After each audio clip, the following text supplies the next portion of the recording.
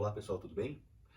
Eu falava com vocês a respeito da mudança, né, o início da mudança de mentalidade a respeito do trabalho, e faz parte desse início de mudança, ele está inserido num contexto histórico em que acontece o advento da famosa Revolução Industrial. Vocês já devem ter ouvido falar muito a respeito disso, né?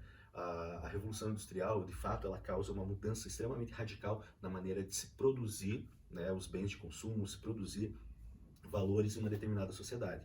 Né? Ela começa na Inglaterra, nos finais do século XVII, né? Grosso modo, e resumindo um pouquinho a Revolução Industrial, ela marca a passagem do trabalho manual para um trabalho que é realizado através das máquinas, ou seja, da manufatura para a maquinofatura. Essa mudança ela vai causar uma mudança muito mais ampla no que entendemos como estrutura da sociedade, né? Porque havia a necessidade da produção de cada vez mais produtos, né? Manualmente isso chega ao seu limite, né? Então começam a criar máquinas, né? Um maquinário que multiplica, triplica, quadruplica, quintuplica a força de trabalho, né? Então o que antes um homem fazia, né, as máquinas poderiam fazer o equivalente a 5, 10, 15, 20 homens em relação ao aproveitamento do tempo. Né? Lembrando que agora a lógica, né, tempo é dinheiro. Né? A lógica, então, começa a ser mudada. E a Revolução Industrial traz isso, obviamente, em algumas situações vai ocorrer a substituição da mão de obra humana pela mão de obra da máquina. Obviamente alguém vai ter que manipular aquela máquina, mas o que antes 20 homens faziam, hoje um homem consegue fazer operando uma máquina. Essa substituição, ela causa, obviamente, o desemprego e aumenta as desigualdades sociais. Né? Porque aqueles que não detêm as máquinas, aqueles que não têm máquina, né? Aqueles que só têm a sua força de trabalho, né? Ou seja, aqueles que só têm a possibilidade de oferecer a sua, o seu tempo e o seu trabalho para poder receber, eles vão ser fragilizados nesse contexto. Os donos das máquinas, ou os donos dos meios de produção, como Karl Marx vai tratar, eles passam a explorar o trabalho desse homem, né, desse homem e dessa mulher, e que dependem desse trabalho, dependem desse proprietário para eles terem a sua sobrevivência. Então o que acontece? Acontece meio que aquela lógica do mercado. Você tem mais trabalhadores do que oferta de emprego, o que vai causar uma diminuição, né, na valorização desse trabalho, que isso se reflete através em uma diminuição de salários. Os salários vão ser extremamente baixos, né? Há uma desigualdade muito grande, né, nesse início aí de Revolução Industrial, uma desigualdade muito grande, porque não havia diferenciações, havia uma série de preconceitos que imperavam aí nesse contexto. Né? Por exemplo, mulheres e homens trabalhavam juntos e exercendo o mesmo trabalho, a mesma atividade, porém as mulheres recebiam menos porque eram mulheres.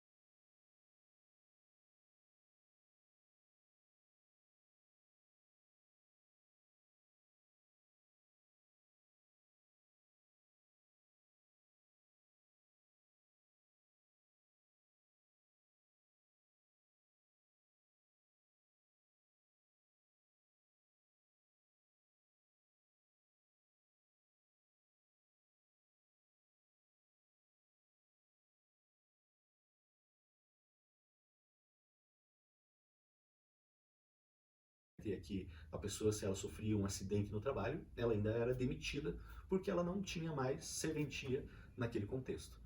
Ou seja, a desigualdade extremamente aparente, né? O que vai levar muitos pensadores, né? Vai levar muitas pessoas, filósofos, enfim, intelectuais europeus nessa época, a pensarem sobre essas relações de trabalho. Né? Eles vão parar e, poxa, o que está acontecendo aqui com a nossa sociedade?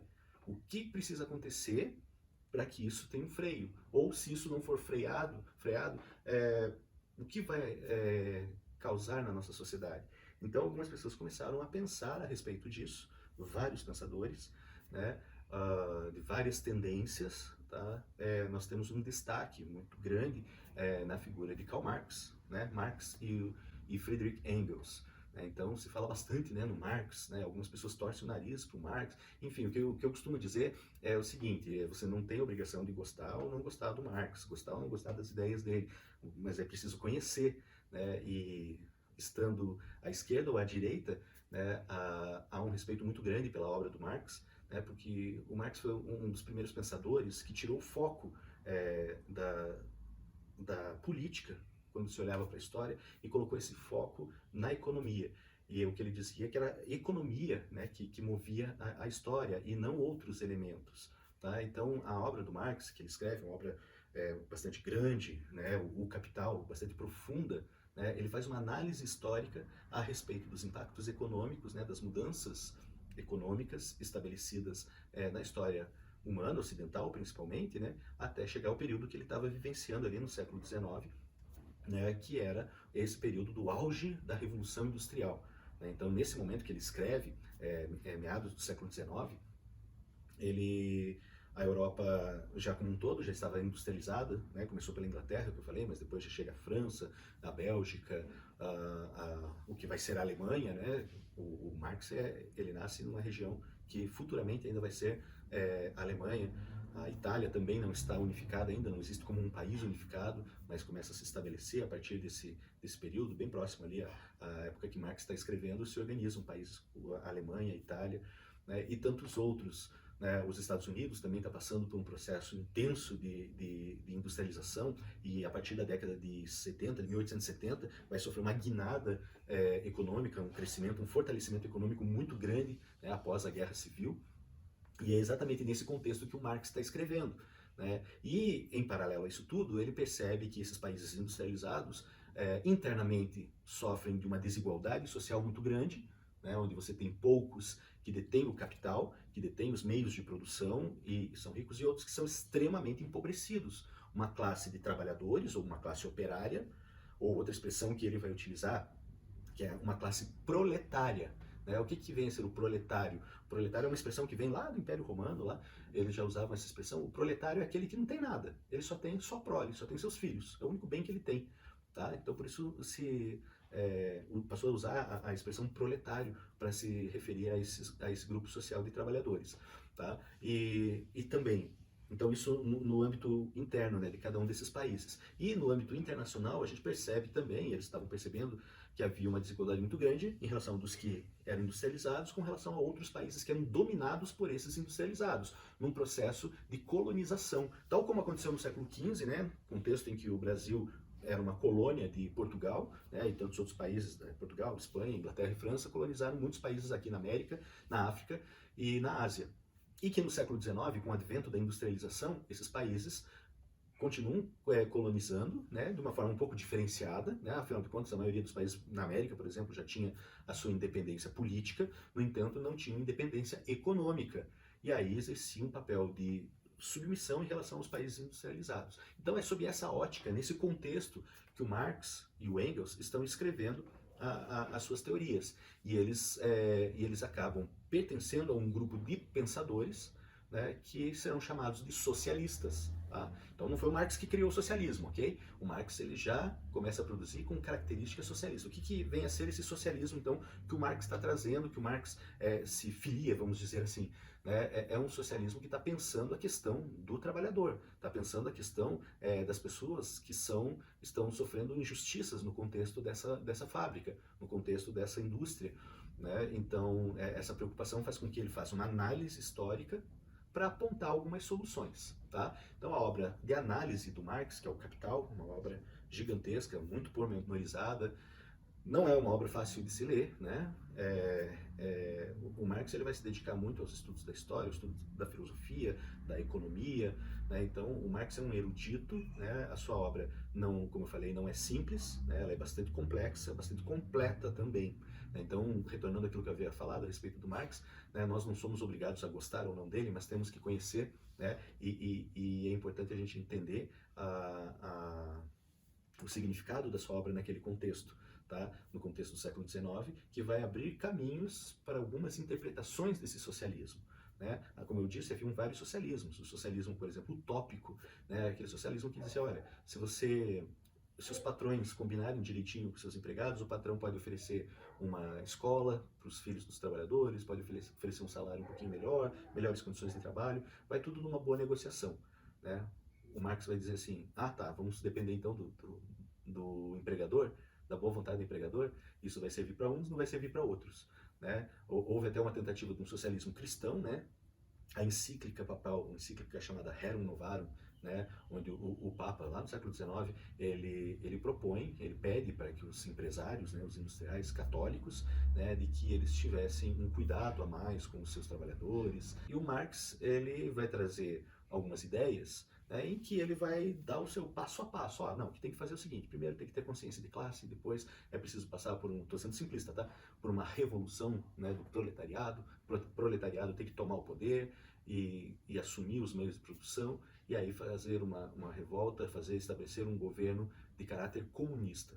Essa proposta do Marx não está no Capital, não está em outro livro, está num pequeno livro chamado Manifesto Comunista. Tá? É um livro bem pequenininho do Marx, onde ele dá a sua visão de como poderia resolver aqueles problemas que estavam estabelecidos ali na Europa por conta do contexto da industrialização.